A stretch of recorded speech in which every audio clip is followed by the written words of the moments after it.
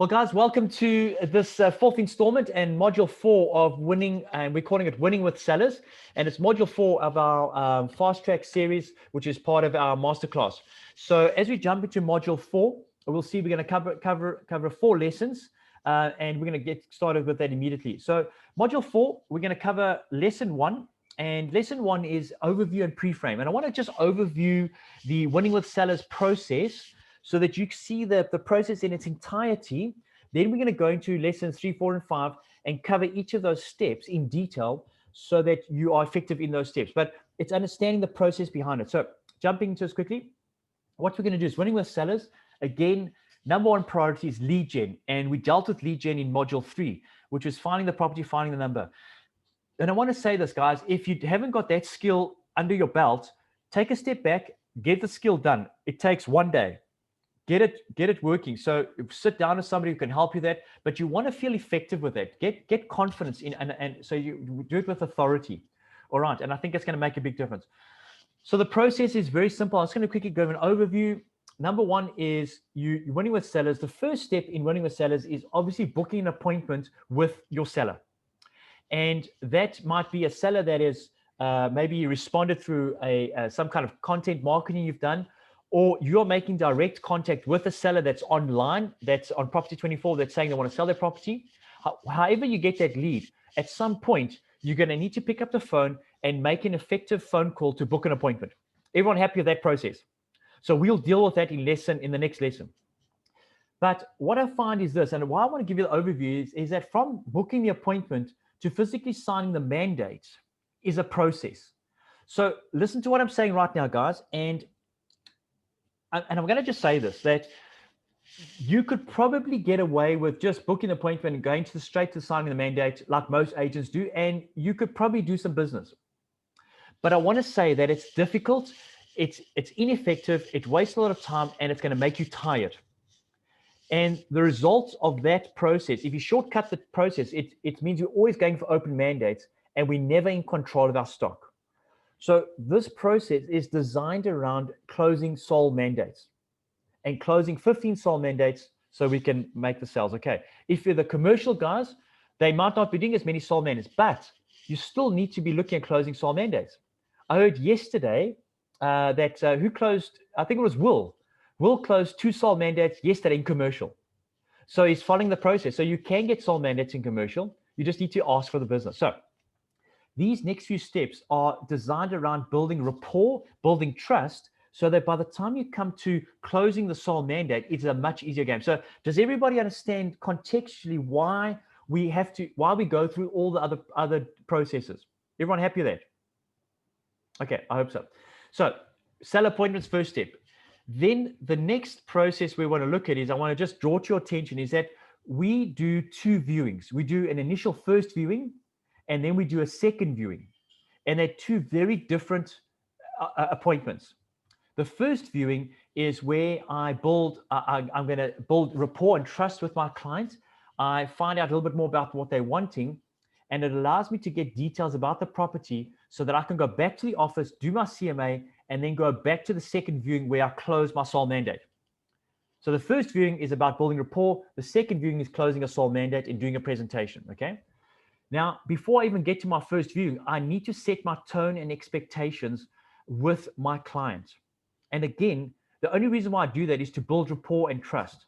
And this setting tone and expectations is such a critical process, and it's done so poorly. We invariably don't do this.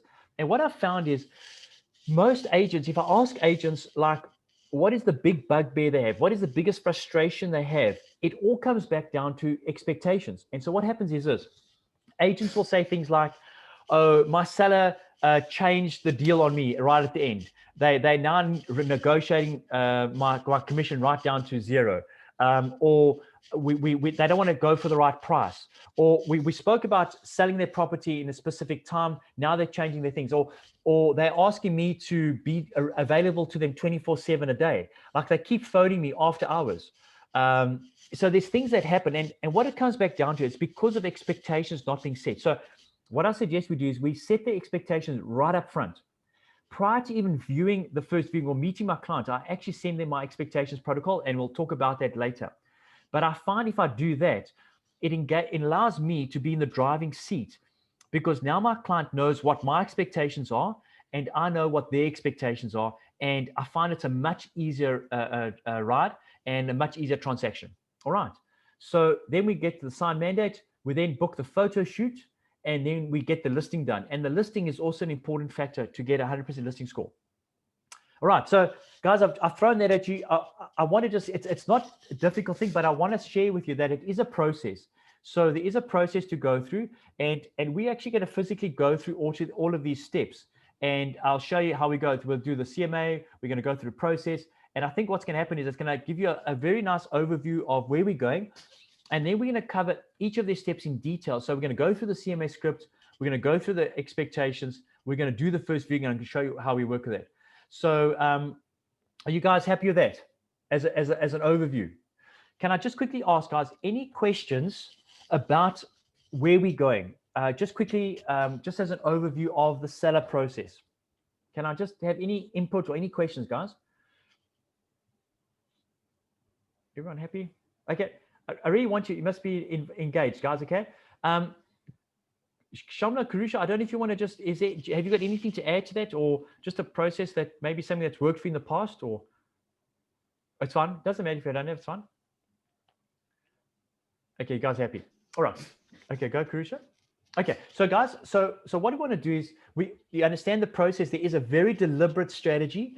And if I ask you, why do we go through this strategy? It's because I want to sell sold mandates. And if I'm in commercial and I still want to sell sold mandates, but I may not get as many, but I still want to have a process where I'm building rapport and trust with my client so that I become the top of mind agent that they will use on an ongoing basis. And it allows me to dominate a process. Is everyone understanding that? So I'll ask you this question. Are you able to succeed in real estate without going through that full process? You probably can. You will do deals. I don't know if you'll do as many deals, but you will do deals. And I want to share this with you. So when I was going through this process for myself, I just found by using this kind of process, it enabled me to do 18 transactions in a 12-month period in a market that's about 3 million Rand per transaction.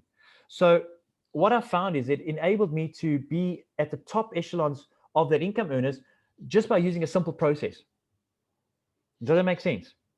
So I hear people say to me, and I'll refer to 2 weeks ago, I did an interview with somebody, and they were telling me, no, they've got the best process with their company and they are amazing, and he's happy with his process. So I asked him, so, okay, that's fantastic. So how did it go this year? No, he's done one sale and he's working on a second one. And I said to him, dude, it's clearly not working for you. Like, you need to wake up and you need to look at your systems, because your system is not working. Is that okay that I said that to him? Like, he surely does need to wake up. So what I suggest you do is that we need to make sure that we are getting the best return of our investment. And that's where we're going to go. So I trust you're happy with that. So I just want to quickly show that to you as an overview. And I trust that you understand where we're going. We're going to jump into the next module, which is going to be lesson 2, which is going to be how we book the appointments. All right. So I'll see you at the next appointment.